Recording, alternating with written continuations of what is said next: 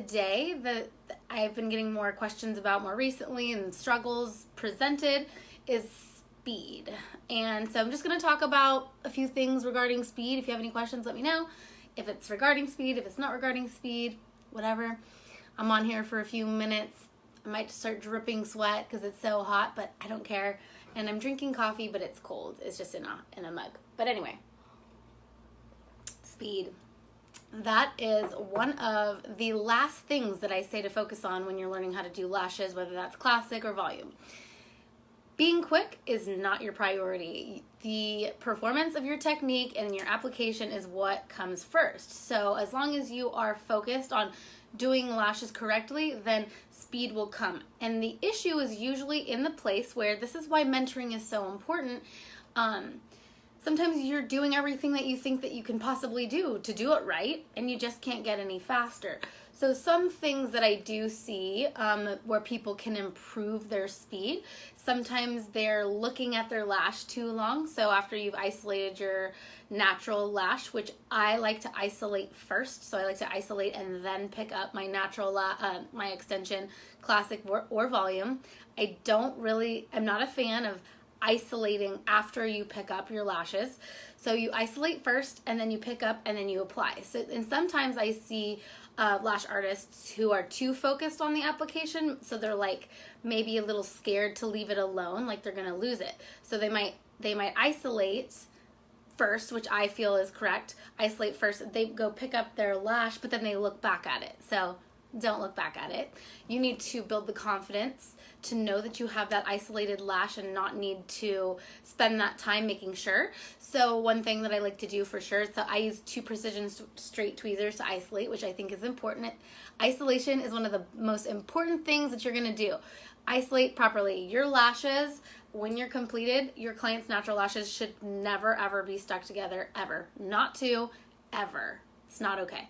So once you isolate, I suggest making sure that you can feel contact with that iPad with your tweezers.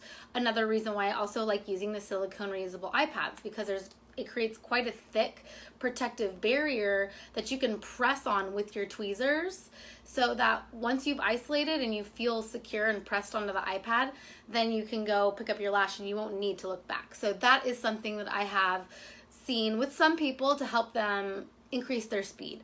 Another thing would be second guessing the application part of it. So maybe some lash artists will pick up their classic lash or their fan, and they'll come in and they'll work a little too hard to get that part of the process completed. So if you second guess it for too long, you might lose the bond, and then you're losing time. And I see it all the time when you come in, especially with a classic lash. So you should have mastered classic before you move on to volume, which is why this part should be intuitive, and you should really understand all of this by the time you're mastering your volume technique. So in classic, for instance, when you come in, once you find that place where it's that golden kind of like lock, you gotta let it go. You just gotta let it go. And that's where I see too much overthinking, losing it after you did have it, and then losing time there too. Also, big fan of moving around while I'm isolating, so not isolating and not applying right in a row. That is a way that I've seen some lash artists try to save time by just lashing in a row, meaning like one lash, next lash. For the most part, when I have lash artists who come in and audition for a position with Garnet Lash Studio, and they're using that technique, their overall isolation at the end is horrible because there's so many lashes that are stuck together.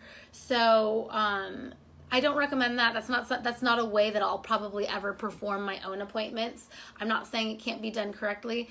I'm a big fan of saying, as long as your client walks out up to industry standards, that's all that matters. So she walks out comfortable, completely isolated, directionality matching, symmetry matching, all of that.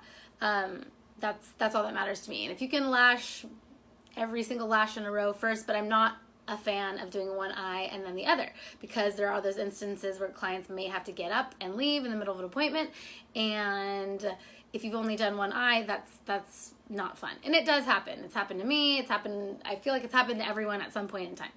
So working in a way where you're symmetrical at any given moment, I think is really important. Good morning.